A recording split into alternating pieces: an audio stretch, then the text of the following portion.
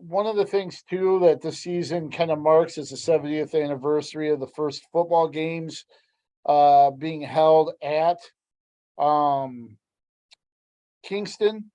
Um, JJ, you're currently working on something that'll be up at the Gazette.com and IOPrepSports.com.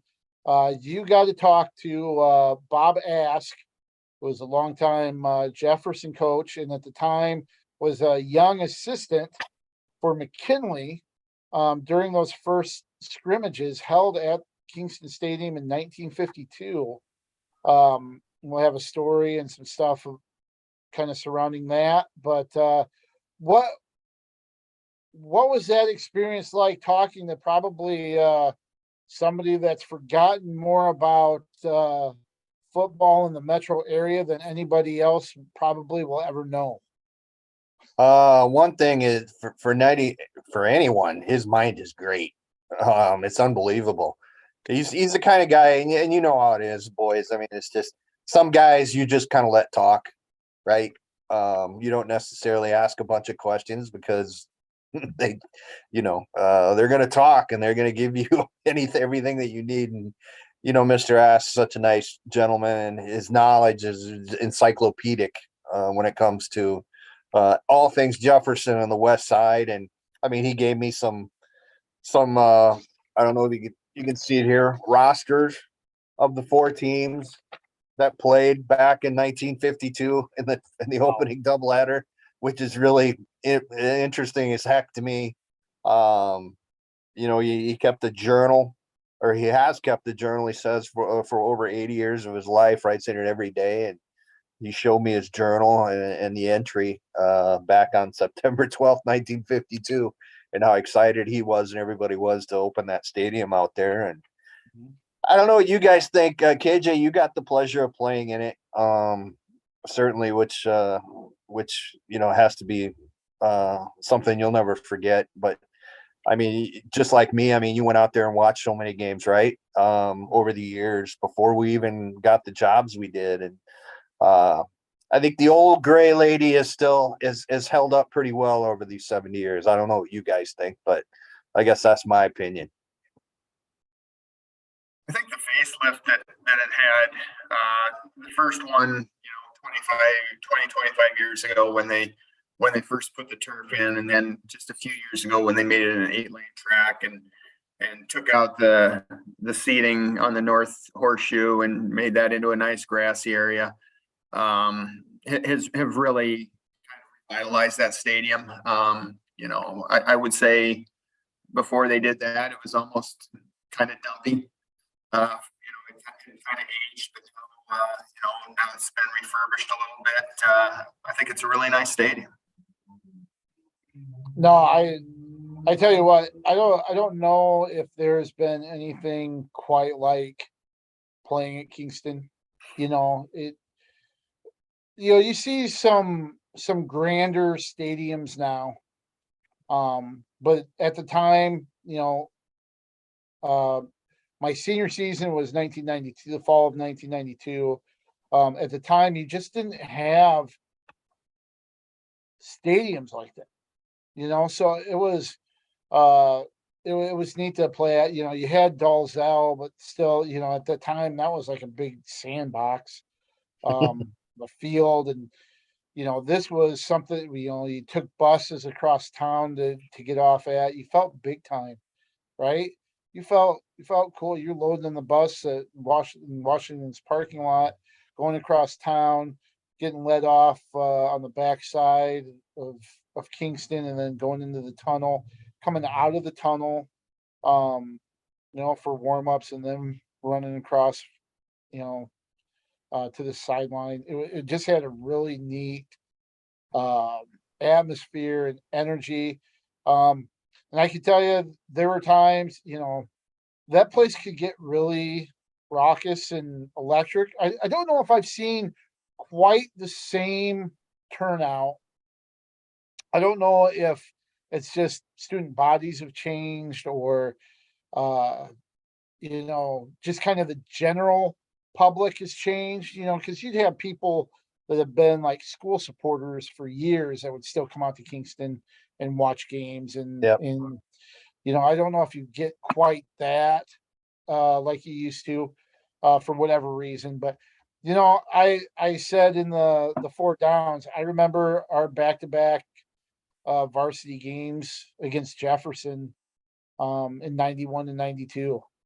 Those two games I'll always remember. It was fun, it was heated, it was rough, it was brutal, and that was just in line getting popcorn and pop. Um, you know, but seriously, I I read I read an account of the 1991 game that Wash won 21-6. You know, we had read in a paper leading up to it that you know, it was the best in the West, and you know, the collision philosophy, and the old market out at Westdale Mall. We went out and got a shirt that said "Beast of the East." So that was a counter thing. We ended up winning. I think there was like an account said there was like 5,000 people ish there, and I believe it. And the year after, in '92, when I think it was like 7-0 at half, and they thumped us 27-0. That was one of the Jefferson's best teams since, you know, the '70s. Um, that was one of the most brutal, physical, back alley fight kind of games that the crowd was into it the whole time, and you walked away even though we got our butts kicked thinking that was fun. That was something I'll never forget. And that's part of Kingston's lore. And I know there are players from Kennedy, there are players from Jefferson, there are players from Regis. Jeff Linder, you got some accounts from Dwayne Schulte, who Yeah. was a part of LaSalle's team that used to play there as well. You know, Yeah. Talked to Tom Kapadich as well. you know, every each people from all those programs have stories like that. Mhm. That really makes Kingston special, you know, to people that were in the stands, to people that were on the field. Mhm. One of the greatest things that they ever did was put in turf, and I know that Yeah. sounds goofy to say because just about everybody's got turf now, you know. But you know, Kingston was one of the first fields in the area to have that, and that was something that was desperately needed because you guys, I know you've seen. I remember our junior year where we had probably a couple weeks straight of rain, and I don't think there was any grass from like the 40 to the 40. You No. know, Yep. and if it's we had I think it rained when we played Lindmar there, and there was no field. I mean, we were playing in a mud patch, you know. Yeah. But and it's cool because uh I'm pretty sure maybe they've changed it. But you know, they had all 3 schools represented on the turf. Yeah. You know, we have Jefferson, Kennedy, and Wash, now that Xavier plays on its own, but you know, and we're only talking high school, you know. We don't need other people chiming in, letting us know that there are CFL and NFL games and stuff that we already know. We're only focusing on the prep side of things. Cole used to play there, obviously, Yeah. as well, but in semi-pro. But high school wise, it's just it's uh it's an institute. You know, it's an institution when it comes to venues. KJ, I know you remember when it was at its fullest as far as Regis and LaSalle playing there in Cole. I mean, every week you had a game Thursday night, you had a game Friday night, you had a game Saturday night, just because there are so many teams using that field. And sometimes you'd have Cole play during the afternoon, and then like LaSalle or whoever play Saturday night. Yeah. So yeah, I mean, it's, like, and I know Jeff's not, didn't grow up in Cedar Rapids, but I know how much that stadium means to me. I didn't even play football, but just many times I've been there, and I can only imagine as a player what it meant. to play there. So And the cool thing is you mentioned the different games. I mean, it was pretty regular, from what I remember, that we'd have our walkthrough on Thursday. We'd have a team dinner, and then we'd go over to Kingston and watch whoever was playing, whether it was Kennedy or Jeff or sometimes even Regis. Yeah. At the time, LaSalle was starting to play at their school, maybe by 93, but excuse me. But yeah, we'd go. I still remember watching. I grew up with a lot of the Regis players, and I remember going to watch them play on Thursday night against City High and jokingly taking bets how many touches before Tim Dwight would score, because he ran roughshod over Regis on that Thursday, and just yeah, it was more than just playing on it. It was going to watch other teams, and kind of a unique. And I know Brady Street is that way in Davenport with the school sharing it and stuff, but it was just different, and it made it special that it was not just our home. It was Jefferson and Kennedy played there, and Regis played there, and it was the place to be. Bob Ass told me, I didn't realize this, that Prairie even played there one year. Yeah, I don't know if it was that. before John Wall Field was built or if there was. I don't know something that. done at the field there. It was at the time LaSalle was playing there because either Kapadish or Schulte brought that up too, that the third year Prairie was there as well, and that I think that was a really rainy year, and Kapadish said there was no grass between the 20s and between the hash marks. He said that people were just ankle deep in mud the whole time. Yeah. Yeah. And you think of some of the people that have gone through there too, that have played.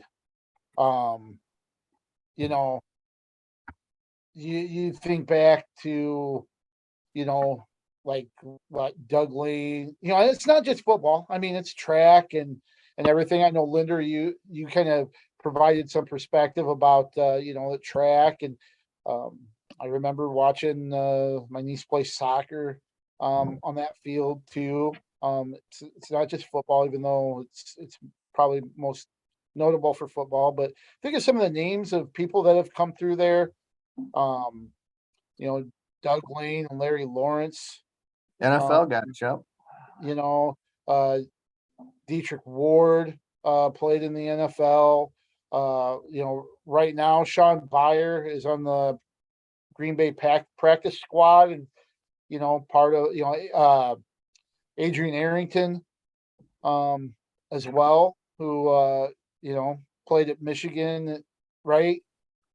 He was at Michigan, and then I know he was with the Saints for a little while.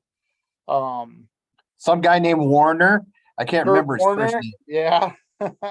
In that street kind of leading into the That's right. parking lot, Warner Way, that's a Hall of Famer right there. So the names and the people, Matt Petrozelka, who was at the University of Iowa, and then I think Maya played just a little bit with the Buffalo Bills for a short period. People like that from all the different schools. It's not just one school. It's the different schools that have had prominent people on that field, and people have been able to see them and walk in the same tunnel and dress out in the same locker room and probably the same crappy wooden bench,